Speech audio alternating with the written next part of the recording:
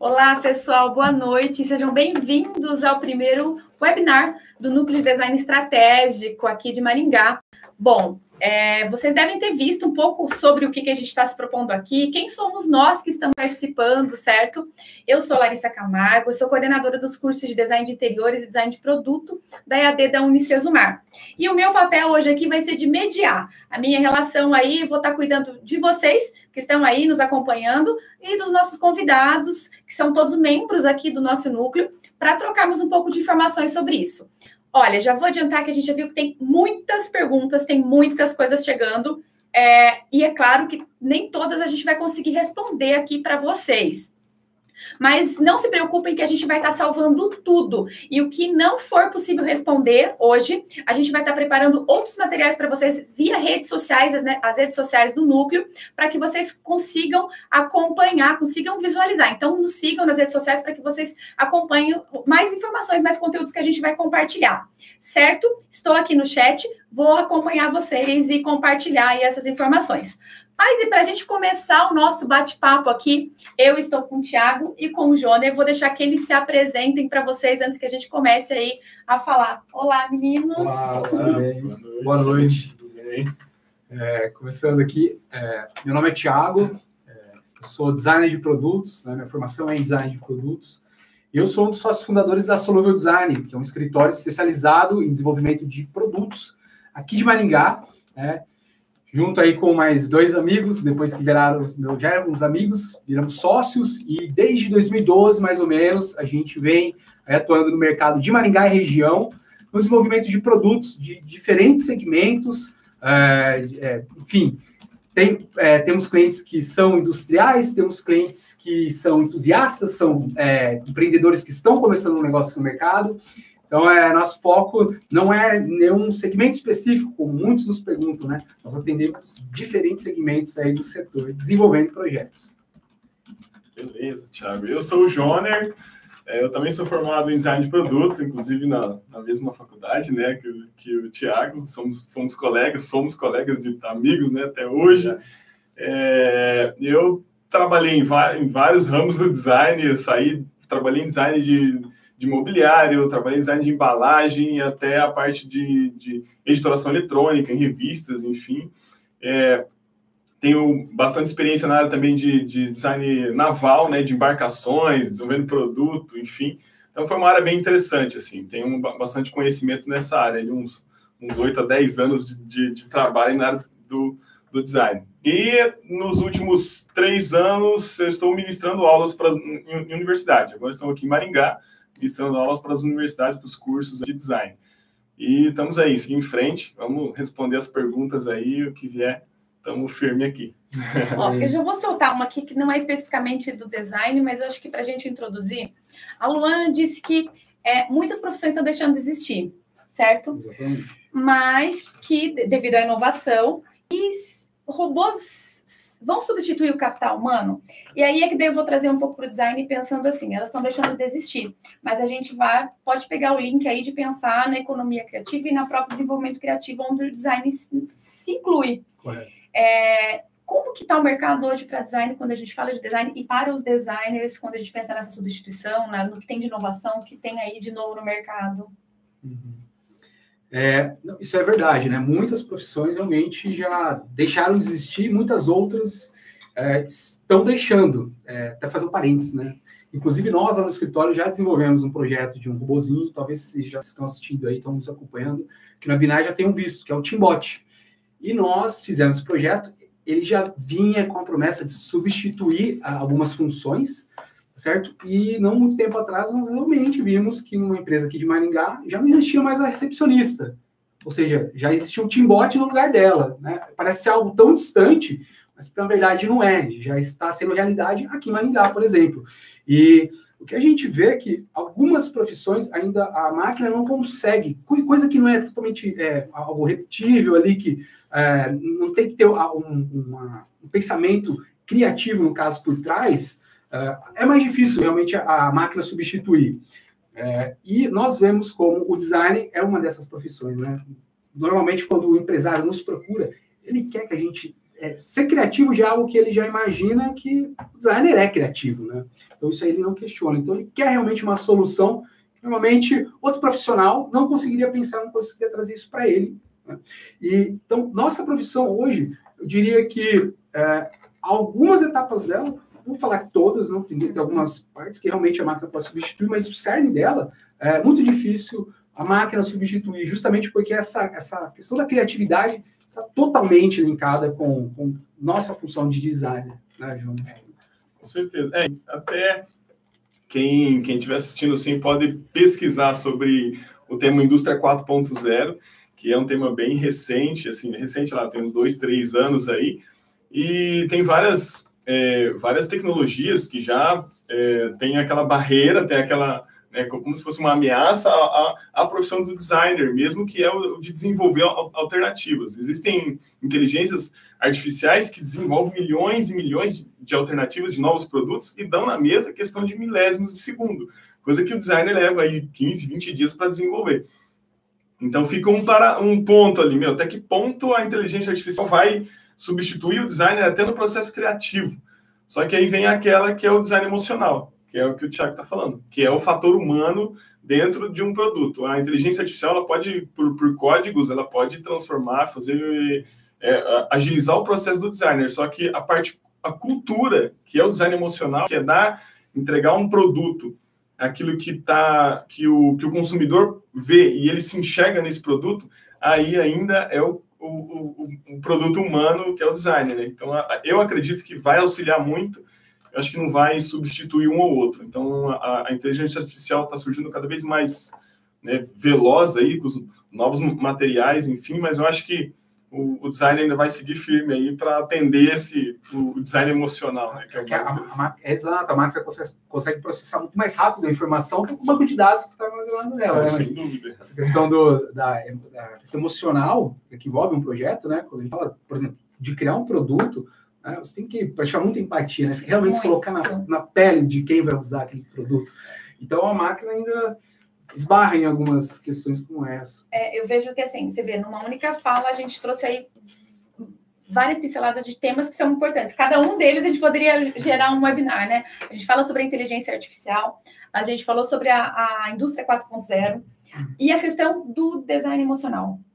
E aí eu vou pensar essa coisa do design emocional, porque daí eu vou linkar com outras perguntas que apareceram aqui, porque eu vejo realmente que o design emocional, a ideia da empatia, que isso, a robótica, né, a inteligência artificial, ela até consegue, que nem o Johnny falou, ela pode prototipar testar muito, ele tem, então assim, ele não substitui a criatividade como característica humana, mas ele pode simular muito mais rápido, então não deixa disso, mas o emocional não. Isso a gente não vê perspectiva, pelo menos por enquanto, nem a um curto, médio prazo, de que a inteligência artificial vai substituir.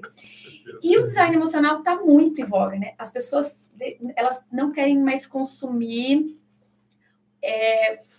A gente precisa ter valor agregado ao que a gente produz. Como designers, a gente sabe que isso está muito em alta, que os consumidores, que o mercado hoje vem consumindo muito isso. E tá aí um link, essa ideia do designer pensar. E aí porque tem, assim, várias perguntas relacionadas sobre como se destacar no mercado de trabalho, qual que é um diferencial, como, né, se destacar e como se alocar no mercado competitivo. Ainda tem uma outra, a Luana ainda perguntou, essa outra vez da Luana também, algum setor que tem umas perspectivas de inovação e crescimento. Então, partindo do design emocional, que é um dos nichos, mas aí a gente vem como se colocar, se existe algum diferencial, o que um designer hoje precisa ter para apresentar esse diferencial e o que o mercado, na verdade, que áreas do mercado que a gente vê que um designer pode estar atrelado, que o design está atrelado e que tem de inovação, que tem de novidade aí no mercado. Vocês conseguem pensar alguma coisa assim? Falar um pouco mais sobre esse conceito do design emocional, porque a gente está falando do designer trabalhar com design emocional, mas, na verdade, isso está dentro de qualquer empresa, de qualquer produto. A gente vai falar depois, vou até falar do processo, mas assim, de qualquer produto e de qualquer processo, o design emocional, esse conceito de design emocional. Então, até se vocês quiserem falar um pouquinho sobre esse conceito, para a gente linkar sobre outras coisas. Pode ser? Pode ser? Pode ser você? Não, pode. Assim, eu vou dar um panorama, assim, mais ou menos, como que a gente trabalha lá, né, no escritório, lá na Soluto. Essa questão do design emocional ligado aos projetos, né? Acho que o grande diferencial, quando a gente vai desenvolver um produto, é aquela questão do design thinking, depois o pessoal aqui vai estar tratando isso aí com um pouco mais de profundidade para vocês aqui no webinar. Mas é a gente realmente parar e olhar com atenção para quem vai estar realmente interagindo com aquilo, com aquele produto, né? E colocar isso de uma forma ali durante o desenvolvimento com uma extrema importância, né? Às vezes a gente começa a desenvolver, começa a criar soluções, pensar na estética do produto, mas você acaba deixando de lado algo primordial, que é olhar realmente para a pessoa que vai interagir com aquilo, né? Muitas vezes acontece da gente querer, às vezes, agradar, por exemplo, um cliente que fala, eu acho que é isso, ou que o meu cliente precisa, né? Pensando no meu cliente, né? Por exemplo, o cara da indústria, vem contratar a gente e fala, é isso daqui que eu preciso, o mercado está pedindo isso, beleza, é a visão dele. E, às vezes, se a gente simplesmente tomar aquela informação que vem para a gente, às vezes, no momento do briefing, onde a gente está entendendo a problemática ali que o cliente vai trazer para nós resolvermos, e a gente simplesmente seguir aquilo, e realmente entender o mercado e conversar com o consumidor, tirar aquilo à prova, realmente olhar de outra perspectiva para esse nosso consumidor que vai estar usando o produto que nós estaremos projetando, isso daí fica meio... como é que eu posso dizer? Se a gente não faz isso, você acaba realmente tirando a pessoa, né, o ser humano, que tem que estar em primeiro plano, né? E nós projetamos as coisas para as pessoas usarem, né, de modo geral, né, não só pessoas, animais, no caso, já fizemos projetos de outras áreas, para pets, mas se a gente não faz isso, se a gente não tem essa questão do área emocional, no nosso caso, é realmente entender, se colocar na pele da pessoa que vai estar utilizando o produto, perde um pouco o sentido do trabalho em si. Né? Então, no nosso caso, é realmente a gente ter total empatia e justamente ir conversar, ter essa questão da interação com o usuário, no caso, para ouvir o que ele tem a dizer e observar muito bem, né, quais são os comportamentos, ver essa questão humana, essa proximidade e interação para conseguir captar ali, na essência, o que realmente existe de problema, o que realmente necessita, o que nós podemos criar de diferente que vá melhorar a vida dele com o futuro produto, né? Realmente, então, essa questão emocional para nós é esse contato, que é super importante durante o desenvolvimento do projeto, que já começa justamente ali na fase da pesquisa. Bacana. Quem fez aquela pergunta sobre os setores, alguns setores que podem se inovar ainda? Inovação, tem alguém que está preocupado aí com o futuro. Com o futuro dos setores. Aqui, a Luana está super... a Luana falou, mas acho que... Quero perguntar se de alguns setores. A Luana e o Lucas estão interagindo bastante, mas teve mais alguém que perguntou dos setores. Quais setores? Que só puxando um gancho também da conversa do Thiago, é que eu lembro da pergunta assim, que ela fez, que é os setores que ainda que pode se investir, né, ainda por enquanto aí. Exato.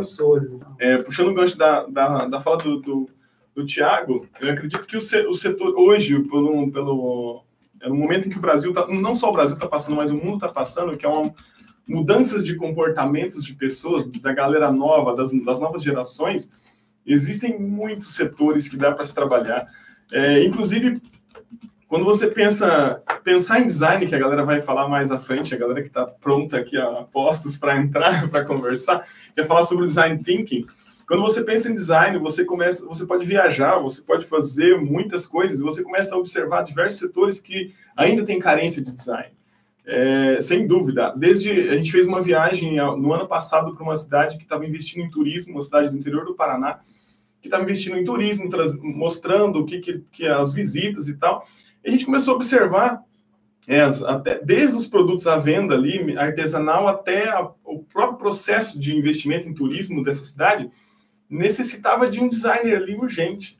Assim, sabe, para poder fazer esse pensamento, diversos projetos, como aconteceu no Peru, como o pessoal pode bem pesquisar, a marca Peru, do país Peru, ali aqui da América Latina. Então, assim, tem muito, mesmo essas áreas que a gente, né, que elas são bem, como posso dizer, bem poucas, né? Até mesmo as áreas, como o Thiago falou, na área pet. Tem muita coisa já, não tem como desenvolver mais nada, não tem como pensar mais nada.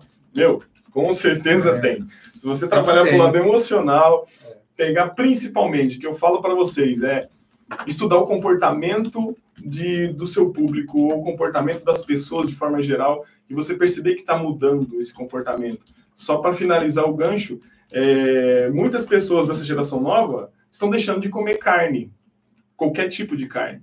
Então, assim, isso é um comportamento que grandes indústrias estão vendo e os designers também têm que ver. Então, acho que isso começa por aí. Então, são pequenas coisas que vão acontecendo e a população não pode deixar de passar, porque senão começa a faltar produto e ter necessidade de mercado.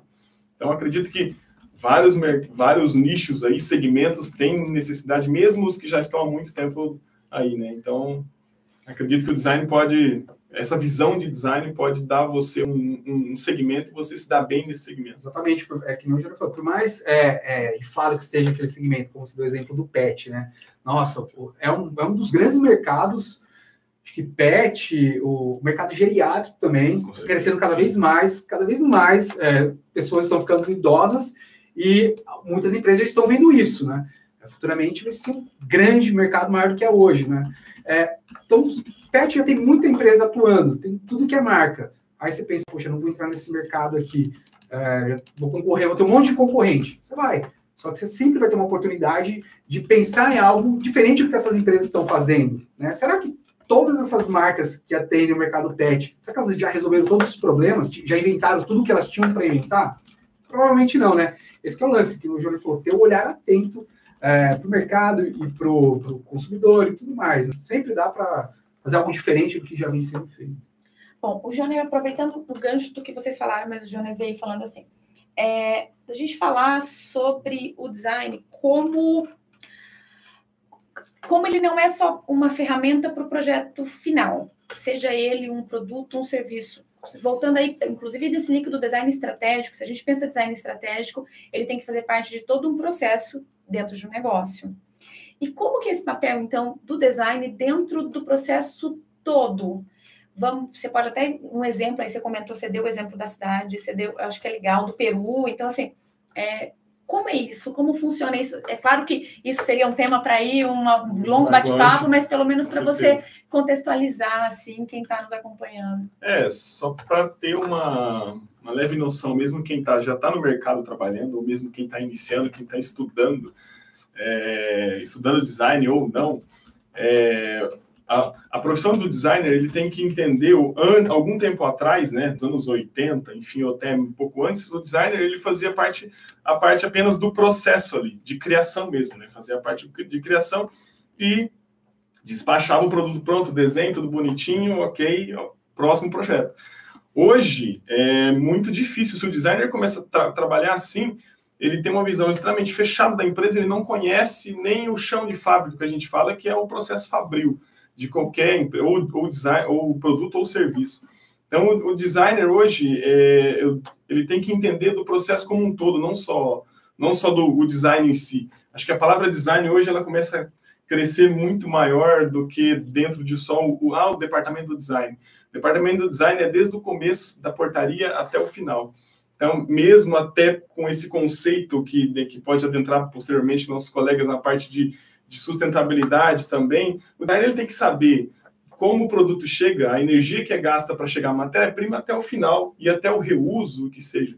Então, o designer que conhece o chão de fábrica, que conhece todos que trabalham, não é seu colegão, é a pessoa conhecer o processo como um todo, desde o processo administrativo, jurídico e o final, que é o consumidor usando o produto. E as reclamações e os elogios que virá depois. Então, se o designer ter essa noção do todo, o sucesso de trabalho é muito maior. Mesmo não só o designer que trabalha numa empresa, mas o designer que tem a própria empresa. Esse tem que ter uma noção muito maior ainda do todo. Nesse que eu falo, que o design não é só um processo, não é só como o filme do Chaplin lá, Tempos Modernos, que cada um fica ali naquele pedacinho ali, eu não sei mais o que acontece depois, o antes eu pego pronto e vou. Não é mais isso. O designer hoje é muito maior do que, né, do que só um processo. E como que eu reconheço que eu preciso de um designer ou que eu posso aplicar? Porque, ok, a gente tem ferramentas do design que podem ser utilizadas dentro, pensando estrategicamente. É só um designer que pode utilizar dessas ferramentas? Não, de forma alguma. De forma alguma. A Fica ferramenta. Eu vi essa semana, só para fechar rapidamente, essa semana eu vi um anúncio de uma empresa, faça design gráfico. E colocou 3 ícones do Photoshop, Illustrator e InDesign. Cara, design gráfico não é isso. Nunca foi. O design gráfico não é só saber Photoshop. Photoshop e InDesign, você baixa um vídeo no vídeo aula e você assiste, você vê um design. Aprende a ferramenta e vira um design. Exatamente. Não, o designer é muito mais que isso. Na verdade, o que ele estava propondo é que você aprender uma ferramenta que o designer utiliza. Exatamente. Então, assim, quem pretende contratar um designer, ele tem que chegar sabendo que o designer ele não vai só mexer no Photoshop e Illustrator, no design. O designer ele vai começar desde o início, pensando até o final da empresa. A função dele é entender muito bem o negócio todo, né? Que nem você falou, toda essa cadeia. Né? Não ficar limitado simplesmente na hora do desenvolvimento do projeto, entregar o projeto e acabou. Exatamente. Isso que é importante que a gente realmente frisa. A gente ter toda essa preocupação e abraçar o projeto até o final. Ele entrou no mercado, sei lá, realmente pegar todo esse feedback. E a cadeia não para, né? Você criou um produto, qualquer produto. O produto é lançado hoje, daqui, sei lá, no mesmo ano, daqui a alguns meses, é outra versão. Então, está sempre melhorando, vendo o que deu certo, o que não deu, o que a gente pode melhorar. E o designer tem que estar atento a toda essa cadeia e tá sabendo muito bem o que ele pode, quais são as ferramentas que ele pode trabalhar na concepção do produto, né? Isso que a gente frisa também para os estudantes. Sem dúvida. Não adianta nada, que você falou, né? Às vezes o cara fica tão focado em fazer aquilo, mas ele não tem ideia de como que aquilo pode ser produzido, ele não entende bem a capacidade do cliente dele de produzir aquilo, e às vezes você pode acabar tomando uma decisão meio que equivocada no projeto, e isso pode barrar a entrada do produto no mercado. Independente do tamanho da empresa que ela for, o papel do designer dentro da empresa ele tem que ser o mediador, a conversa com o empresário, com o dono da empresa, com o gerente do marketing, bom relacionamento com a engenharia, bom relacionamento com o departamento de vendas. Então, o designer ele vai fazer esse papel de trocar informações, não é ficar diz que me disse, né? Mas, na verdade, é entender quais são as necessidades do marketing, quais são as necessidades da própria empresa e transformar isso em algo que reverta um lucro para a empresa. Então, isso que não lucro de forma rude, sei lá, de forma mais distribuída, né? De forma mais interessante para que todos trabalhem de forma tranquila. Enfim, o departamento de engenharia, a própria produção, porque tem muitos designers que a galera fala que é o de tênisinho branco, Nike branco, que chega lá, sobe lá no escritório e nem conversa com a galera do processo fabril, enfim. Então, isso não é designer para mim. O designer é o cara que tem essa interação, que entenda por que esse produto está saindo lá. Põe a bota, o EPI, sim, vai para o chão de fábrica. Sem dúvida. Exatamente. Sim. Eu vou me despedir do Joner, vou convidar o Leandro, mas deixar uma... Obrigada, Joner, até a próxima. E daí a gente, mais perguntas, depois você vai gravar e compartilhar lá. Com certeza, a gente grava, a gente conversamos. Enquanto o Leandro está entrando, eu vou fazer uma pergunta para o Thiago sobre o seguinte. Ok, mas investir em design para novos produtos na minha empresa vai me fazer vender mais? Então, essa realmente é uma questão que vários empresários ficam na dúvida. Mas será que vale a pena investir num projeto ou não? Né? Que retorno que isso vai me dar? E acaba sendo, às vezes, uma visão meio equivocada que esses empresários têm, porque ele fala assim, não, estou pagando um projeto, contratei um escritório de desenvolvimento de produto, eu quero que você faça um produto para eu arrebentar de vender. Ele acaba colocando toda a responsabilidade em cima do projeto. E, na verdade, não é bem assim. Bem explicado de uma forma um pouco mais clara. Se você tiver um bom marketing na tua empresa, que hoje em dia todo mundo tem que fazer um marketing, seja do teu serviço ou do teu produto. Se tiver um bom marketing, uma boa equipe de vendas, os vendedores são feras, eles vão colocar esse produto no mercado. Mas se teu produto não tiver um diferencial perante a tua concorrência, provavelmente você vai vender uma vez só e nunca mais. Né? Por que o consumidor vai optar a comprar pelo teu produto e não na tua concorrência? Aí que vem o diferencial do design. Então, assim, você não pode achar que só investindo em projeto isso vai garantir tua venda. Não. Você fazer um marketing muito bem feito e ter uma equipe de vendas excepcional e não ter um excelente produto para colocar no mercado que seja diferente da concorrência, isso sim é um erro, né? Então, assim, o que você tem que entender? Um excelente design, você investir em um projeto, ele vai te dar muito mais força e realmente vai te colocar à frente da concorrência quando você for oferecer esse produto no mercado. É isso que nós falamos para o cliente. Então, perguntando se isso faz vender mais ou não, faz vender mais. Você fazendo toda a tarefa de casa, que é realmente ter o teu marketing alinhado com a tua venda, ter um bom projeto, com certeza vai te colocar à frente e vai permitir que você tenha um produto que seja diferenciado para ofertar. Já existem aí disponíveis resultados de empresas que, com a participação do processo do design e do desenvolvimento, ela tem melhores resultados? Sim, sim. O resultado, porque a gente pensa assim na questão de vai vender mais. É um dos resultados. Mas, às vezes, ele economizar mais do que ele gastava para produzir um produto já é um resultado também. Opa, quem é empresário aí sabe, né? Imagina só, o que você economiza por peça, centavos, que seja, dependendo da tiragem que é aquele produto por mês, isso daí já representa uma economia, né? Nem que ele pensa só. Teve um projeto que nós fizemos um redesign do produto, o cliente, ele conseguiu dar maior produtividade, melhoramos o processo na linha de montagem dele, né? Facilitamos isso. As vendas continuaram, nós modernizamos o produto. Só que, em contrapartida, nós conseguimos eliminar um problema de assistência técnica que ele tinha. Isso é custo para o meu cliente, né? Só de eliminar isso, ele já está economizando dinheiro que ele já gastava com o produto anterior que ele vendia, né?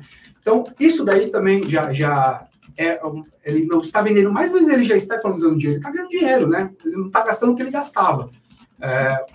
Outro exemplo, o processo, por exemplo, como eu falei, se ele gastava, sei lá, R$10 para produzir um produto, a gente muda no novo projeto, a gente diminui, às vezes, de repente, um componente, muda os processos fabris dele, de repente, simplesmente de mudar a ordem da produção, a montagem do produto, às vezes você já consegue eliminando o processo, você já consegue, de repente, até tirar uma pessoa que está fazendo determinada função, você pode colocar ela para fazer outra, isso torna o processo mais barato também. Enfim, diminuir a quantidade de componentes, material, economiza também, né? Isso sem falar no aumento de vendas. Então, o design ele pode trazer diferentes vantagens que não simplesmente está relacionado só a vender mais, né? E aí tem até e como que eu faço para criar esse produto inovador, então? Como criar? Você estava falando do processo, a importância de ser inovador. E aí, deixa eu até dar uma brecha aqui, porque deixa eu ver. Lucas ainda, o Lucas super participativo. E acho que o Lucas, ele não é designer, pelo que me falaram aqui, já foram caçar. O Lucas questiona assim, que a gente sabe, por exemplo, que a China já anunciou investimentos no país e a Arábia Saudita também, mas eles estão anos-luz à nossa frente, referente à inovação. Então, assim, o que a gente pode oferecer? E daí, acho que o design tem um papel muito forte, acho que nesse processo, pensar como que a gente pode chamar a atenção, o que falta ainda ser explorado e o que o designer pode oferecer dentro desse papel, desse diferencial de inovar, como eu posso potencializar isso? Legal. Realmente, a China, sim, a gente tem muito cliente que faz as ferramentas para produzir os produtos na China. Realmente, ali a questão, os caras são imbatíveis para alguns pontos ainda, questão de preço, prazo, muito louco isso. Mas o que eu vejo que nós, como designers, temos em vantagem, né? E o que eu acho que essa questão de inovação que você perguntou tem a ver aí. Por exemplo, quando a gente fala de inovação, normalmente as pessoas falam, como que eu vou inovar? Inovação para muitas pessoas é criar algo totalmente diferente, né? Como se não existe reinventar roda, tem que ser algo disruptivo. Sim. Isso é inovar, nem sempre, né? Mas a galera acha, né? Ainda mais com essas startups. Hoje, muitos falam em startups, né? Pensa Uber, Airbnb e tal. E isso é disruptivo, né? Os caras Total. inovar demais. Mas, às vezes, o inovar está ligado à transformação. Né? Pegar uma pequena empresa. Design é para as grandes. Não, cara. Às vezes o design tem que ser para pequena, para micro. Porque o inovar é você transformar, fazer diferente algo que você fazer de tal forma, como eu falei. Às vezes, nossa, tá me custando caro esse produto. Só do design é entender esse processo, você muda esse processo, fazer de forma diferente, você já está inovando algo dentro daquela empresa, da realidade daquele empresário, daquela micro, pequena empresa, você você já inovou, você já transformou o negócio dele. Né? Então, o que mais?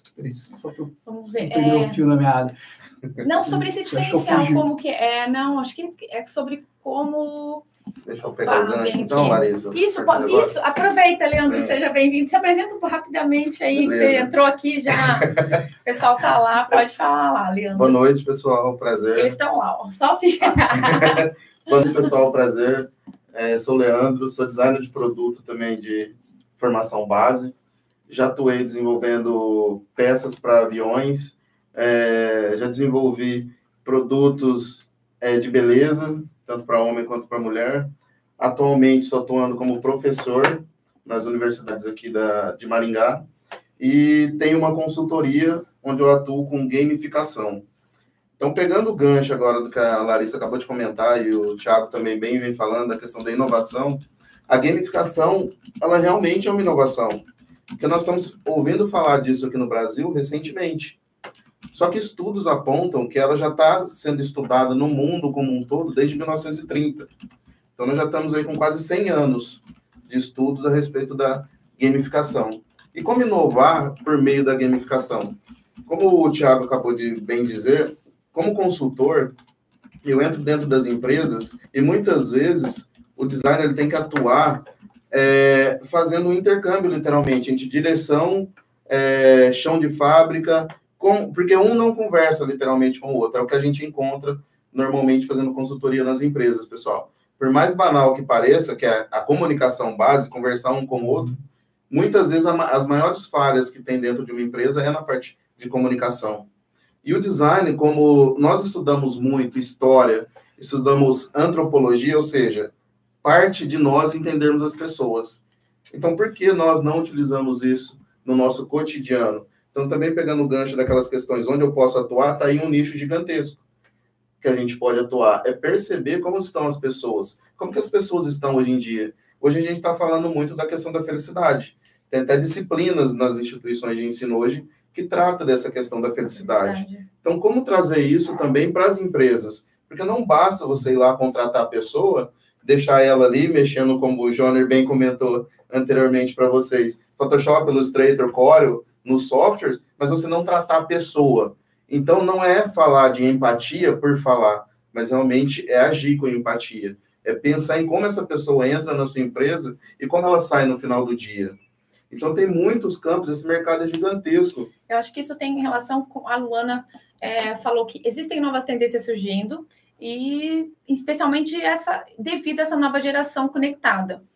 E teria alguns estilos, e com isso tem alguns estilos se modificando, né? Seria, acho que, estilos do próprio trabalho, gestão. Mas o que vocês já acham sobre, o que vocês acham que vocês têm para compartilhar sobre o que essa nova geração procura nos produtos e serviços? Pegando aqui no meu gancho da gamificação, que é bastante inovação, vamos dizer assim, não só tecnológica, que você também pode trabalhar de forma manual. Muita gente pensa que gamificação é só jogo, literalmente, mas não é. Né? Então, trabalhar com gamificação, literalmente, é você pegar elementos de um jogo e trazer para o seu cotidiano. Todo mundo aqui, eu acho que em algum momento da vida já jogou algum jogo, que seja dama, dominó, qualquer jogo. E o que são esses elementos? Todo jogo, ele tem uma regra.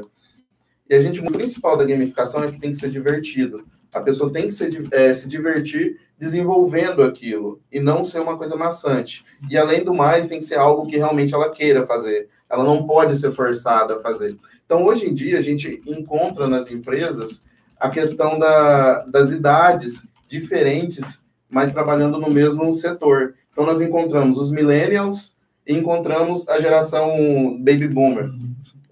No mesmo setor, no mesmo ambiente. Então, como lidar com essas diferenças? Não é simples, não é fácil. Essa geração atual dos millennials é tudo muito rápido, né? Tudo por celular, tudo por aplicativo. Eu vou pegar um gancho aqui esses dias eu estava assistindo uma série, a série é chinesa e se passa na Espanha. E é muito legal. E o que eles discutem lá? Realidade virtual e realidade aumentada. Então, o que acontece? As pessoas elas usam uma lente de contato onde no seu cotidiano ela joga como se realmente estivesse na vida real dela ali e ela se passa tudo nessa lente de contato. Então, é muito louco. É uma coisa assim que eu falei, cara, como que pode já, né, a gente estar na situação, né, de tecnologia? Mas, realmente, as pessoas se engajam, porque na série você via o cara empolgado ali para comer, para poder ganhar força no jogo. E na vida real, lógico, ele está se alimentando também. Então, quando a gente fala em gamificação, é trabalhar esses elementos, mas no seu cotidiano, na sua vida cotidiana, no seu trabalho. E eu acho muito interessante essa questão de quais os setores onde o design pode trabalhar. Então, nessa questão aqui da série que eu falo para vocês, o que acontece? Eles estão trabalhando na área médica. Desenvolveram lente de contato. Então, por que não trabalhar? A área médica precisa muito de design, pegando, óbvio, para o lado do design de produto. Então, como que se desenvolve uma lente de contato? É óbvio que você tem que estar em contato com o pessoal da área médica, mas é uma área que está crescendo muito, as próteses, por exemplo. Cara, nas últimas Olimpíadas, a gente tinha próteses que parecia futurista, né? Umas coisas de outro mundo, assim, que há 10 anos atrás a gente não imaginava que seria possível. Né? Novos materiais sendo apresentados aí no mercado, que também podem auxiliar nessa questão no desenvolvimento de novos produtos, produtos mais maleáveis, mais baratos. Então, isso tudo, o designer tem que estar atento a todas essas questões. Então, nós não podemos ficar presos ao que a gente, às vezes, ou lê num livro, ou só vê durante a aula do professor naquele momento. A gente tem que ir muito mais a fundo dessas questões, né? Porque, literalmente, a gente estuda as pessoas. Então, por isso que eu sempre comento, tudo que está relacionado ao design tem que ter um conceito. Isso, tudo tem que ter um porquê. Estou pedindo para você olhar para a câmera, Leandro. Tudo tem que ter um porquê de nós estarmos fazendo isso. Eu sempre cobro dos meus alunos essa questão, né? Tudo tem que ter um porquê. Por que você está fazendo isso? Por que você está fazendo aquilo ali? Então, literalmente, não é só realmente saber mexer no software. Saber mexer no software, qualquer pessoa aprende, pessoal. Olha, veio uma pergunta aqui da Janaína Pacheco. Eu não sei exatamente o que ela quis dizer. Vamos ver se vocês entendem e se a gente responde. Ela disse assim, como inovar está diretamente ligado à inclusão? Olha, eu vejo a inclusão como, por exemplo, caiu agora domingo na prova do Enem. Né? Como você inclui as pessoas com necessidades especiais para assistir um cinema, que é uma coisa que todo mundo faz, assim, vamos dizer, os ditos normais. E para quem é cadeirante, para quem é cego, é mais complicado de fazer isso. Então, como o designer pode pensar nessas questões? O design de serviço auxilia muito, o design de produto, realmente. Como que você vai fazer uma cadeira de roda que realmente ele possa andar em qualquer setor que ele necessite, o design de interior, como fazer com que o ambiente fique adequado para que um cadeirante possa passar. Aqui eu estou dando exemplo do cadeirante, mas nós temos obesos, nós temos mulheres grávidas, que também são excluídos de certa forma. Eu já vi várias situações de pessoas obesas passarem no ônibus e não conseguir atravessar a roleta. Então, imagina o constrangimento que essa pessoa tem. Né? Então, quando a gente pensa em empatia na parte emocional, então eu creio que essas questões estão muito ligadas. E aí veio uma outra pergunta sobre o design emocional da Nelise Dias, que ela pergunta assim, parente, olha aí, qual o limite da exploração, ela me colocou entre aspas, do emocional no design, do design emocional? Existe um limite para isso? Assim, é fácil responder? Vocês conseguem pensar sobre essa resposta? Ou a gente deixa essa para responder ela depois, ó. Ah lá, o Renan tá chegando daqui a pouco, pessoal, ele tá ali com o dedinho. Então, a gente vai deixar aqui para o Renan responder daqui a pouquinho, então. A gente vai encaminhar, o Renan já vem. Eu vou fazer só mais uma pergunta pro Thiago, para depois. Deixa eu ver, gente, vocês mandaram, eu já até me perdi aqui nas perguntas, mas uma pergunta que eu quero só assim, olha, eu até respondi ela aqui no chat, mas eu acho que a gente merece mais. A Natália, ela disse o seguinte, vale a pena investir em um profissional de design para marcas de roupa infantil? E qual seria a maior atuação nesse segmento? Eu já respondi para ela que investir em design vale para qualquer segmento. Por que não valeria? Né? E por que não valeria? Mas aí eu acho que eu queria que o Thiago comentasse um pouco mais isso para ela, para responder especificamente. Ela trouxe um exemplo aqui, mas pode falar um pouco sobre isso. Ela pergunta especificamente design para marcas de roupa infantil, né? Mesmo minha área sendo produto, lógico que vale, sempre vale investir, né?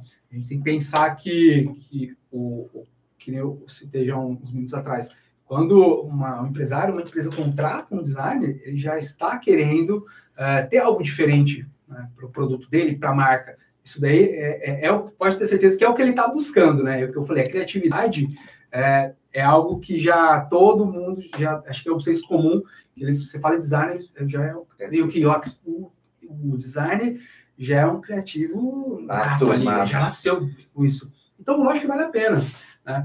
Eu acho que tanto vale a pena se por acaso você não sei se você é designer, você está tentando convencer alguém, eu acho que você tem que mostrar, né, o que marcas que investem nisso, o que elas se diferenciam, né, quais são os resultados que realmente você, a empresa, a marca, enfim, a empresa que vai te contratar, se for o caso, ganharia com o teu serviço, né?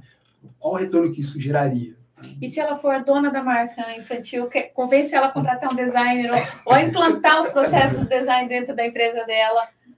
Elas têm que pensar o seguinte... Depois, né? O Renan também está ali com o dedinho.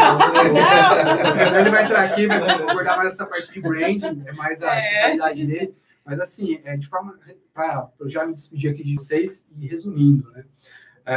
O designer, ele sempre vai olhar para o teu mercado, vai olhar os teus concorrentes e vai olhar o teu consumidor de uma forma que você, às vezes, que é dono do negócio, você olha de um jeito, nós, designers, somos treinados para olhar de outro jeito, para perceber coisas que você, eventualmente, não perceberia, né? Então, só por esse simples fato, você já consegue imaginar que os problemas que nós, designers, vamos enxergar, de repente, no teu negócio, não serão os mesmos que você enxerga, e a sacada para criar soluções, talvez a grande maioria das pessoas, os empresários vão ter, nós vamos conseguir criar coisas mais criativas e diferentes, justamente porque o processo que nós percorremos é diferente e é voltado a realmente a gente conseguir inovar, conseguir chegar num resultado final que, vamos ver, pessoas que não são designers, né, que não pensam como nós, não chegariam. Basicamente isso. Ótimo. Bom, Thiago, obrigado. Agradeço. Já vou dizer, pessoal, como eu já falei, mais perguntas a gente vai responder nas redes sociais, né? Tem muita coisa que a gente vai filtrar. Eu estava olhando ali, e daí o Thiago também vai compartilhar e falar mais sobre isso. Sim. E aí eu convido o Renan agora para vir aqui junto com o Leandro para a gente perguntar. Eu já vou soltar mais uma pergunta, que eu acho que é bem legal, que já fica aí para os dois responderem. Inclusive, assim, um designer, ele também pode auxiliar quando o projeto já estiver pronto, ou seja, saber se ele é viável ou não. Por exemplo, mercado-alvo, público-alvo. Eu já pensei várias coisas sobre isso, mas eu quero que vou deixar vocês. Porque a pergunta é isso, eu não sei também, é a Luana que perguntou sobre isso, eu não sei se a Luana é designer ou não, mas o que ela quer saber é assim, o designer pode auxiliar quando o projeto já estiver pronto, ou seja, ele é viável ou não, por exemplo, o público-alvo, o mercado-alvo, o que vocês acham? Primeiro, porque quando já estiver pronto, pega o design lá do começo. É isso que eu estou pensando. Então, foi a primeira. Mas, então vamos considerar esse cenário. Mas aí você pode até comentar sobre isso também, de que o ideal não seria... o ideal realmente, como a gente está falando desde o início, uma das primeiras falas do Thiago e do Jônia, o designer tem que estar em todo o processo, né? Você... fazer com que o designer realmente seja o resolvedor do problema na fase final de venda já do produto, vamos colocar na hora de colocar na prateleira, ele não tem muito o que fazer, né? Ele pode dar alguns toques relacionados, por exemplo, à organização do espaço, aonde realmente deve ser colocado esse produto na gôndola, né, que o Renan também vai falar um pouquinho a respeito do branding, que entra um pouco nessa questão de como a marca vai trabalhar o seu posicionamento, não só da marca, mas posicionamento até no espaço físico onde ele vai ser apresentado, mas fica realmente muito complicado você colocar todas as suas fichas nessa fase final e fazer com que o designer seja o resolvedor do problema. Isso é muito complicado. Eu acho que não dá para a gente pensar nesse formato. Se nós pensarmos por esse lado, nós estamos com um pensamento errôneo, né, da atividade do designer, porque ele não é o resolvedor de problemas na hora H ali, né? Só na fase final. Até porque eu vejo que, assim, o designer, uma das fortes ferramentas que o designer tem é a questão de prototipagem. Ele testa antes de chegar no produto final. E quando você testa, você simula, seja o uso de um produto ou mesmo um sistema ou um processo, né? Que daí eu acho que o Renan e depois a Aline também vem falar um pouco mais sobre essa questão de processo, mas o designer testa antes. Então, se você tem um designer lá desde o começo do desenvolvimento, antes de chegar no resultado final, ele vai testar, ele vai simular para dizer, olha, essa é a melhor solução para esse caso, e esse no caso, o mercado, ele perguntou o público-alvo, o mercado-alvo, um público-alvo é esse, ou então, inclusive, se falar de público-alvo, isso seria lá no começo, né? Ele teria, já no início do processo, ele já ia estar trabalhando com isso, né? Sim, com certeza. Quer comentar um pouco sobre isso também, Renan? Só me apresentar e Se falar apresenta um pouco. primeiro, né? Isso. Bom, eu sou o Renan, eu tenho um escritório de design brand aqui em Maringá, junto com a Aline Jorge, que vai entrar daqui a pouco também. O Vermelho Panda Design mais Brand.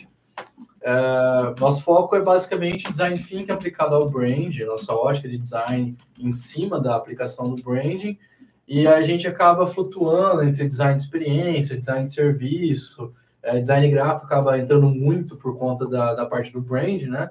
Mas então a gente tem uma visão muito mais holística da própria empresa e a gente leva isso de uma maneira quase que consultoria, a gente se posiciona como uma consultoria também de design nesse ponto, de ensinar o cliente a ter uma cultura de design dentro da empresa dele.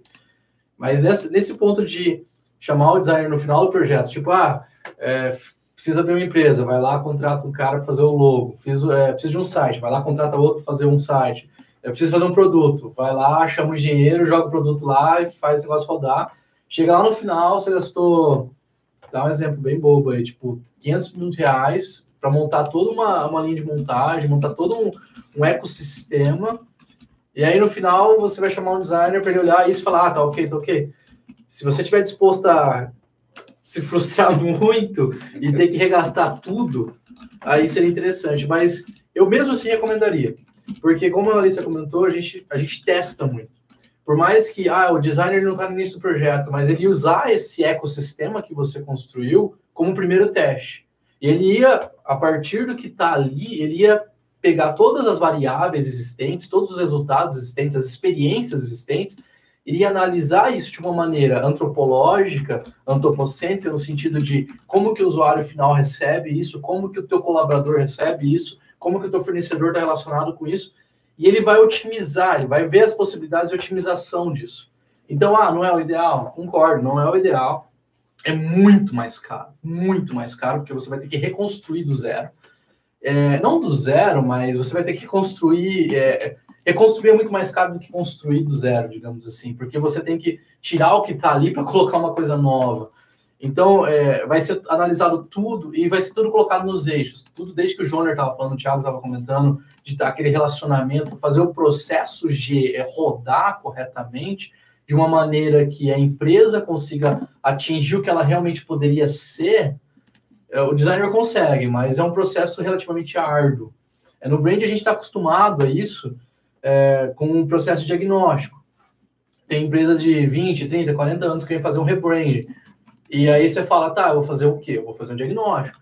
O primeiro passo, até para uma empresa nova, o primeiro passo errado é falar, que você precisa de um logo moderno, uma identidade modernosa, que tá contemporânea, é isso que está vendendo, é isso que você tem que ser, é isso que está bombando. Não, o primeiro ponto é o diagnóstico. Primeiro, quem que você é? Por que você está criando essa empresa? Ou por que você existe há 20 anos? Por que você criou essa empresa há 20 anos atrás? Por que seu produto está no mercado? Por que eu tenho que me importar? Eu como pessoa, não como designer, mas por que eu como cliente final tenho que me importar com você? Porque hoje a gente chama bastante de propósito, né? Qual é o seu propósito, né? Qual que é o propósito da existência daquela empresa, né? Hoje a gente tem inúmeras tem o propósito, tem o DNA de marca, tem a essência de marca, tem o Ikigai de marca, tem um monte de coisa, mas tudo cai nessa ideia do propósito que o Leandro está comentando, que é para que você serve? Qual que é a sua relevância na minha vida? Se a empresa não tiver isso claro, ela vai ser só mais uma sombra, mais um player na sombra de um grande concorrente, que tem uma relevância grande.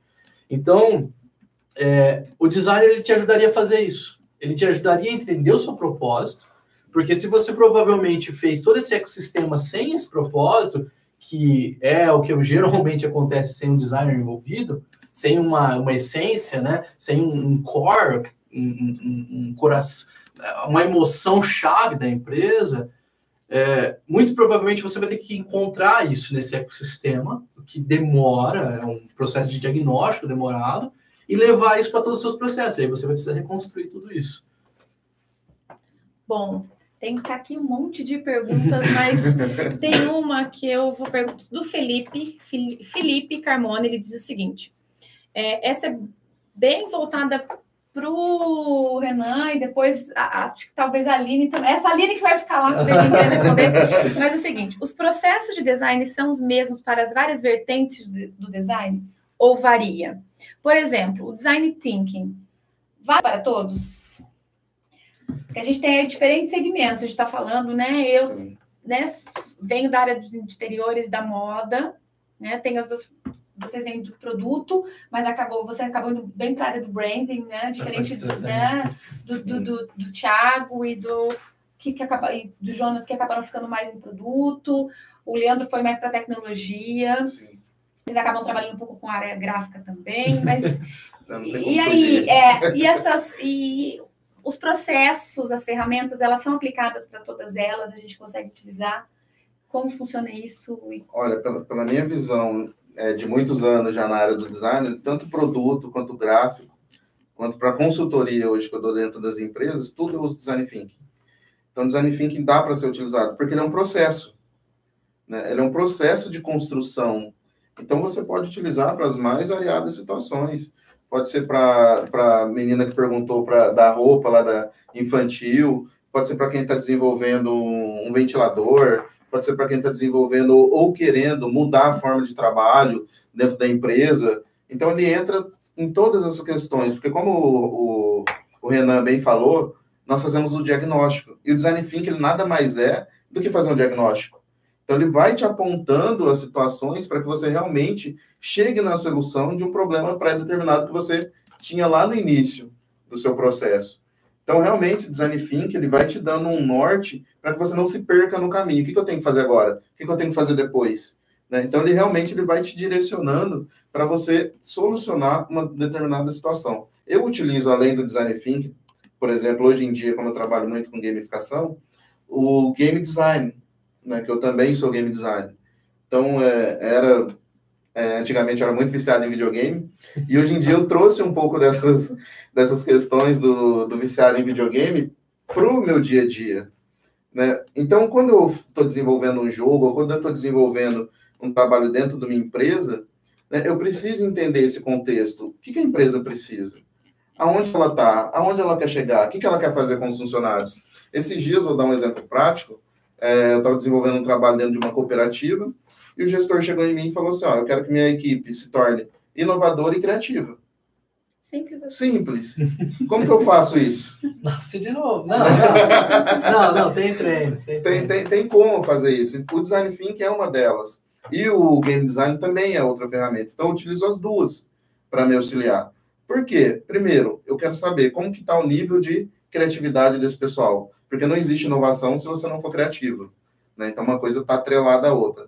Como que eu sei que essas pessoas estão sendo criativas ou não? Existe um teste já antigo da psicologia, teste de Torrance, por exemplo, ele pode ser utilizado. Né? Qual a flexibilidade da sua criatividade? Você propõe um projeto para a pessoa e vê quais as possibilidades que ela te dá de retorno.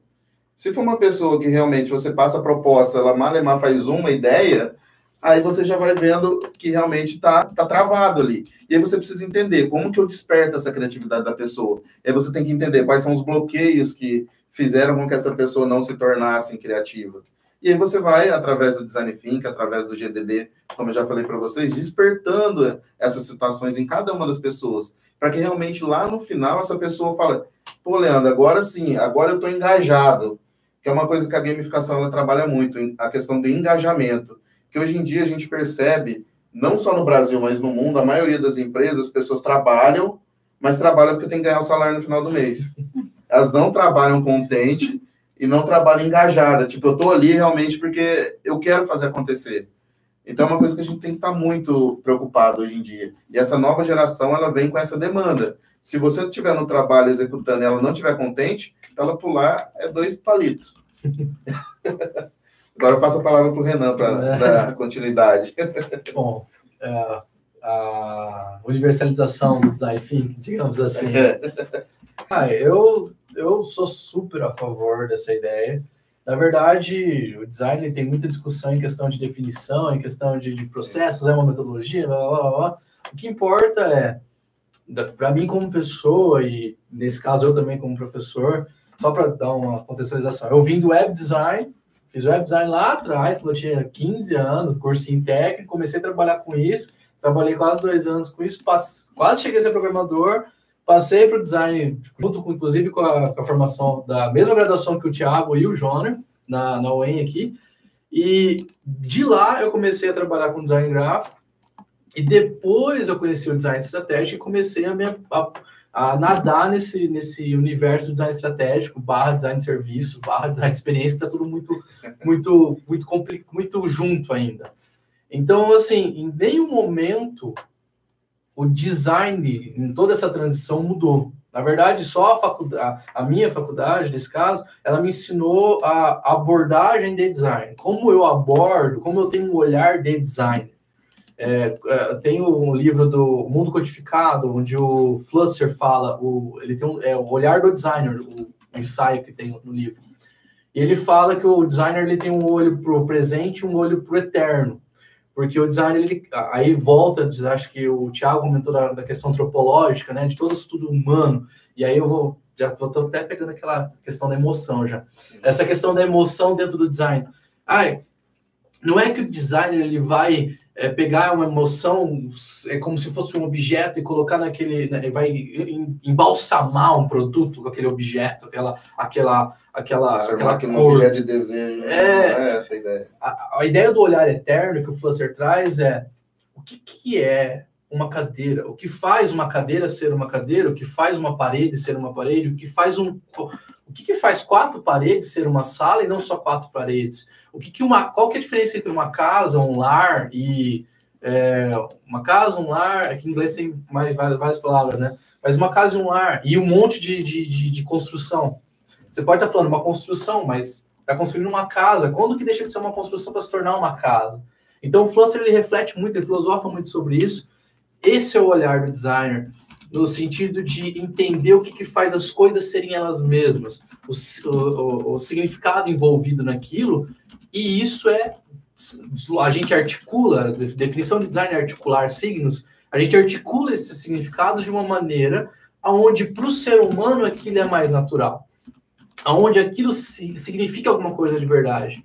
E o processo de design thinking, nesse caso, começou com as boas práticas dos designers, em especial os designers de produto e designers industriais, para fazer isso acontecer. Então, hoje você vai pegar o design thinking, você tem inúmeras variações, tem o duplo diamantes, tem o quádruplo diamantes, tem o 8º de diamantes, tem os círculos, tem o agile, que também está muito próximo do design thinking. E tem várias variações, mas a ideia principal do design thinking, na verdade, a ideia principal do design é como a gente aborda as coisas. Então, primeiro a gente analisa muito uma coisa, estuda muito, diagnostica, literalmente faz um diagnóstico daquilo, entendendo o que faz aquilo ser aquilo, o que faz aquilo criar consequências que estão acontecendo, né? E aí a gente começa a olhar para outros lados, entender como que eu posso desdobrar isso para uma realidade desejada. Então, eu estou com um problema de engajamento. Só pegar o game design aqui. Bom, fica à vontade. Estou com um problema de engajamento. Vou só pegar no teu campo, mas depois você vem me corrigindo.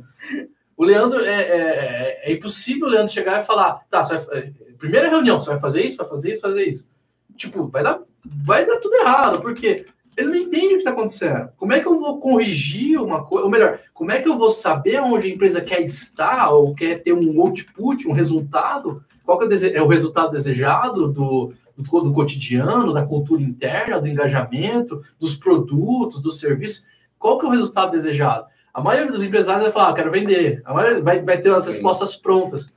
Mas não é essa a resposta que o designer trabalha, é uma resposta muito mais subconsciente, que está relacionada muito mais às necessidades do próprio ser humano. Então, a partir desse processo diagnóstico, aí sim o Leandro é capaz de falar, cara, eu preciso implementar tal ferramenta aqui para fazer esse negócio rodar. Então, Exatamente. Qualquer campo que você for trabalhar na sua vida, se você aprender e... Eu costumo falar que o design thinking ele muda a tua visão do mundo. Porque depois que você aprende, é meio que uma religião, você não consegue deixar de agir daquela forma. Você não consegue parar. Pô, tô irritado. Mas peraí, o que está acontecendo que me deixa... Qual que é o contexto? Qual que é o contexto? Você começa a analisar muito mais coisas do que antes. Então, isso você leva isso para engenharia, faz milagre. Tem muito... A Ideal é talvez o melhor exemplo. Eles têm núcleos, células de designers de design, onde eu tenho um designer, um biólogo, um engenheiro, ou uma idosa que tanto faz a formação dela para criar um produto para supermercado.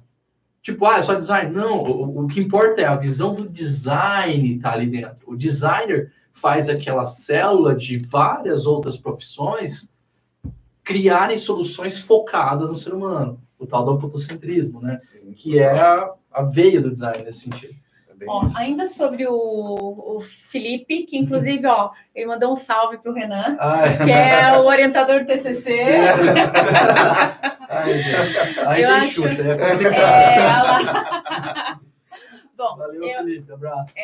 Ainda, acho que daí sendo mais prática ainda na resposta, eu acho que assim, eu costumo dizer quando as pessoas explicar o design sempre, né? Quem está de fora, ou quem está começando, quem começa a entender pela área, eu falo assim, olha, imagine que eu trato o design como uma ciência composta por diferentes ferramentas, a gente tem processos metodológicos, tem processos e muitas ferramentas. Você fala, imagina que a gente tem ferramentas. E que para cada projeto, seja ele um projeto de um produto, seja ele um projeto de um sistema, se a gente está trabalhando numa engenharia, inclusive em parceria com engenharia, que funciona muito, seja no processo gráfico, no processo de interiores, no desenvolvimento de moda, tinham várias perguntas aqui do pessoal da área da moda, a gente tem lá as ferramentas do design que podem ser utilizadas para esse. Independente do produto final que se deseja. Inclusive, esse produto final pode não ser físico, né? Sim. O design, que eu acho que esse que é legal, a gente tem que entender que a gente tem, inclusive, como estratégia, né? Um processo que pode ser estratégia, pode ser não só o resultado de produto. Essas ferramentas, elas funcionam primeiro que, assim, você não vai utilizar todas as ferramentas do design em todos os seus desenvolvimentos, em todas as suas atuações. Não funciona...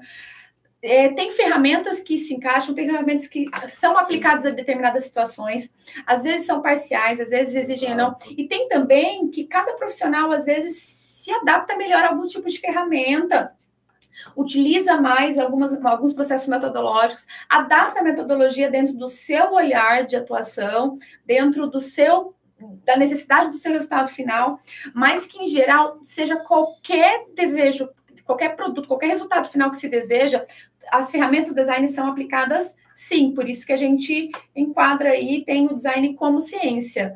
Então, eu vejo que eu acho que sim, a gente tem que enxergar o design dentro de qualquer desenvolvimento. Então, seja você que está perguntando, olha, perguntaram aqui, gente, sobre produção cervejeira, sobre um monte de coisa, eu até comentei aqui que depois Olha, o nosso escritório já fez um projeto de estratégia de marca para uma cervejaria aqui do Paraná. Olha aí. Eles estavam com algumas dificuldades para conseguir empréstimo, para montar.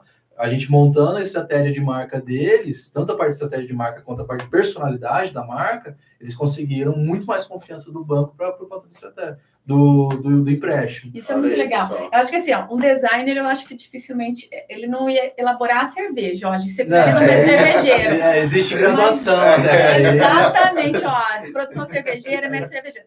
Mas um designer, ele pode vir trabalhar, você vê, com a estratégia da própria marca, pode trabalhar com a parte gráfica, desenvolvimento de rótulo, pode trabalhar com o desenvolvimento da embalagem, né? Ele pode até um display de expositor. Então, assim, o design, ele pode trabalhar até com os processos dentro da própria fabricação, vamos dizer lá, o pessoal faz a produção, mas eu preciso com melhores, por exemplo, qualidade da minha área de trabalho, adaptar melhor os mecanismos ao perfil dos meus colaboradores. Então, inclusive, daí como o Leandro comentou, né, de treinar os colaboradores, de pensar, então, o designer se encaixa, então, gente, ó, até na produção cervejeira, em todos aqueles. Eu até correspondi aqui que, para alguns específicos estão falando, a gente vai avaliar e alguns a gente vai produzir aí conteúdos nas redes sociais, sim. Porque se a gente for tratar de cada um... Mas veja, sim, né? Então, a gente está desde a produção, usamos o exemplo da cerveja aqui, mas... Só para pegar esse gancho, Larissa, só para finalizar essa questão também... Aproveita! Então, olha, você já deu vários exemplos, mas vamos nomear os bois, né? Sim. Então, por exemplo, vai criar uma empresa, você precisa de uma estratégia de marca, vai contratar um designer de estratégia, um designer estratégico, você precisa de uma identidade de marca, identidade verbal, identidade arquitetônica, identidade visual, você vai contratar um designer gráfico ou também um designer de marca.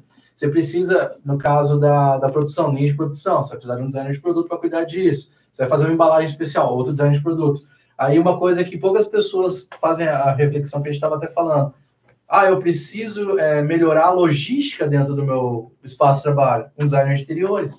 Sim. Poucas pessoas fazem essa reflexão, mas o designer de interiores tem essa habilidade. Ele estuda para isso.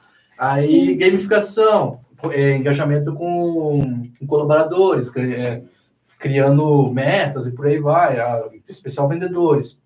Design de interiores também faria toda a parte de experiência de consumo. Com certeza. Designer gráfico, divulgação disso, por aí vai. Você vê, um designer de moda, a gente falando aí das vertentes, dentro da indústria da moda, por exemplo, ele pode ter não só o olhar da criação do produto, mas se tem uma empresa menor, por exemplo, puxa, a minha empresa é pequena, eu não tenho como ter um designer de moda exclusivo para a minha empresa. Ok, você contrata ele para o desenvolvimento do produto e você pode contratar ele também para pensar no processo desse desenvolvimento. Sim. Desde como é que eu vou fazer a escolha da minha matéria-prima, como que eu posso trabalhar melhor e potencializar o uso dessa minha matéria-prima até chegar no resultado. Nesse caso, a cervejaria. Aí que está um outro grande ponto, já falando mais de brand, mas diferenciação de marca. Um designer de moda criar uma linha exclusiva de roupas daquela cervejaria para você criar engajamento com seus clientes e fidelização. Sim. Que é uma coisa que as pequenas têm de vantagem com as grandes. Imagina uma Ambev criar uma linha de produto. Quanto que os caras gastam? Milhões, no mínimo. Agora, uma pequena gasta ali, que seja seus 20 mil, contratando o designer, pagando a produção, com 20 mil você consegue fazer o estrado no ramo de moda. Cara, você fideliza o cliente, você dá a camiseta pro cara, ilustração autoral, que reflete a identidade da sua marca. Pronto, você já está criando um puta de um diferencial, já é uma inovação no segmento. Então, assim, outra coisa que o Thiago falou de designer para grande e tal, você estava comentando. Não. Tem até uma pergunta sobre isso. Então, eu até me perdi aqui. Não, mas pode falar. Era justamente sobre isso, quer ver? Deixa eu achar aqui. Sobre grande, só para... assim, sobre de média empresa para cima. Ele serve para... Aqui, ó. A Joana Branquinho tem tido a impressão que a profissão do design é voltada sempre para a classe média para alta. É isso mesmo? Não. E daí, quando a gente fala para a classe, falando para a empresa aí, né? Você, para aquela empresa, a gente sabe que tem muito gestor aí assistindo, participando, querendo entender um pouco mais, né, da pequena empresa. Só continuar. O exemplo da cervejaria. Mesmo. Tudo isso que eu estou falando já é uma jornada de consumo, já é uma jornada de experiência da sua marca, que é o que a gente chama de design de experiência. Lógico que isso está muito mais associado com internet hoje em dia, mas design de serviço. Então, a gente pensa na experiência do serviço e a gente trata o produto como uma parte, um aporte do seu serviço, dentro do design de serviço. Isso, para uma empresa pequena, aí eu estou falando pequena no nível Sebrae, que fatura até 360 mil por mês, mais ou menos, né?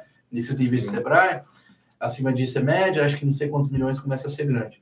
Para uma empresa pequena, isso já faz uma baita diferença. Porque me diz, vocês, aí que estão assistindo o webinar, quantas cervejarias, ou quantos bares, ou quantos restaurantes, ou quantos lugares que vocês foram para consumir alguma coisa, teve alguma experiência diferente. Não estou falando nem de produto, nem de comida, estou falando de experiência. No sentido de, olha, obrigado, aqui uma camiseta, a gente está fazendo aniversário esse mês. Atenção, né, com o cliente. Exatamente, tudo isso é projetado. E isso vale muito mais para o pequeno do que para o grande, porque para o grande ele é obrigado a investir em design para ser minimamente aceitado no mercado, porque qualquer erro de design de um grande é criticado até o osso, né? Porque a gente já espera muita coisa de uma empresa grande. Imagina uma Nestlé lança um produto que não abre, que é difícil de abrir. Vou pegar exatamente nesse gancho, vou falar aí sobre uma outra vertente, que vai responder as perguntas várias que tinham lá em cima sobre possibilidades novas no mercado, o que a gente tem de novo na hora. tanto para a atuação do designer, quanto para a empresa se colocar melhor e se manter no mercado. Vou falar sobre a experiência do usuário, que é uma outra possibilidade de atuação, né, de qualquer designer, a experiência do usuário, e de qualquer acho que um bom posicionamento de uma empresa que tem um olhar para a experiência do usuário. Como que um designer atua e como que é esse papel, o que um designer pode fazer? Já estava falando, né? Da tampinha, já vi a Nestlé. Só vou finalizar e já passo para o Leandro.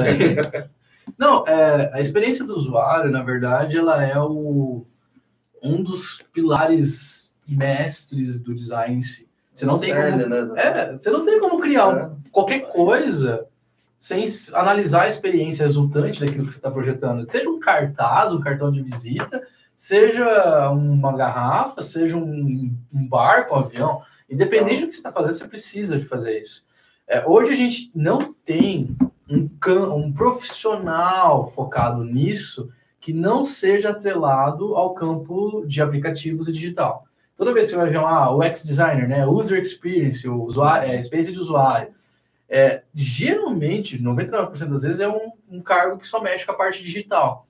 Mas isso, na parte mais global, que eu estou falando de toda essa jornada de consumo, é o que a gente está falando no design de serviço. Na Europa, isso já está muito bem conversado, muito bem quase consolidado, né? Tipo, o design de serviço é aquela empresa que precisa inovar a experiência de consumo, de ser experimentada pelo consumidor. Então, aqui no Brasil, tem algumas poucas empresas em São Paulo que trabalham com isso. Aqui na nossa região, acho que só a gente implementa isso no processo, mas o design, na verdade, ele é um grande foco nessa ideia de experiência do usuário que todo o campo do design tem.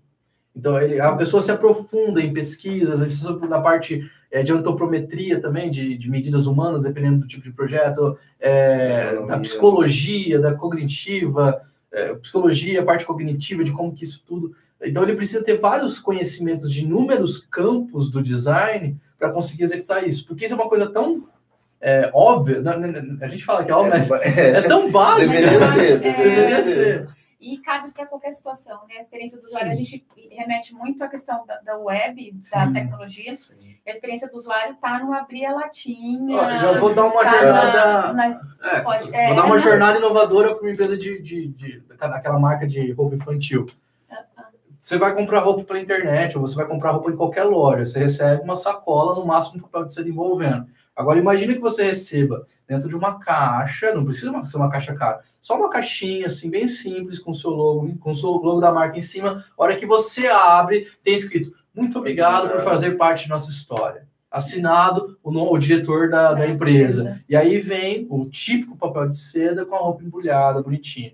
Já é uma experiência de design. Pegando o gancho do Renan aqui, esses tempos eu estava assistindo uma entrevista de uma startup lá de São Paulo, e eles estavam inovando no seguinte quesito. Eles desenvolviam bichos de pelúcia. E o que era bacana? Qual que era a experiência do seu filho ao entrar na loja? Porque normalmente, quando a gente vai numa loja com criança, tem lá a exposição e tal, os bichinhos ele vai lá e pega. Nessa loja, ele montava o seu próprio urso. Então, ele pegava a cabecinha, ele pegava a roupa, ele escolhia. Olha só como isso Olha como é diferente. Eu vou pegar um gancho numa pergunta que ela até insistiu aqui. Eu falei, olha, deixa eu ver se Ela falou, Nelise Dias, ela até falou assim, desculpa eu estar insistindo nisso, mas que é sobre o limite, porque daí isso que a gente está falando da experiência do usuário tem muita relação com o design emocional. A gente falou lá atrás com o Leandro, e agora que o Thiago estava aqui ainda, sobre esse limite. E aí eu acho que a experiência do usuário tem total relação com a questão do design emocional, porque a gente acaba... Você vê os exemplos, quase todos os exemplos, além do abrir a lata, que é simplesmente mecânico, né, antropométrico, assim, ergonômico, mas quando a gente fala do design emocional... Mas vocês acham assim, existe um limite... Até comentei que eu acho que isso talvez vá um pouco mais longe, que eu queria entender mais o que ela queria dizer, mas assim... Vocês acham que existe uma limitação de quanto emocionalmente um designer pode realmente causar... Influenciar as pessoas? Influenciar de forma tão emocional assim? Essa é a pergunta que eu estava lá, né? É porque tem um livro que fala sobre isso. porque amamos e odiamos as coisas do dia a dia. O autor é o Donald Norman. Ele dá uma boa pincelada, assim. Mas eu vou precisar dar um passo para trás e explicar algumas coisas antes. Porque, assim, o que é o design de maneira mais cruamente falando? Você conseguir criar relações de significados. Então, um design ele só realiza o processo, o que ele se propõe a ser no mundo, quando você olha para um tênis e fala, isso é um tênis.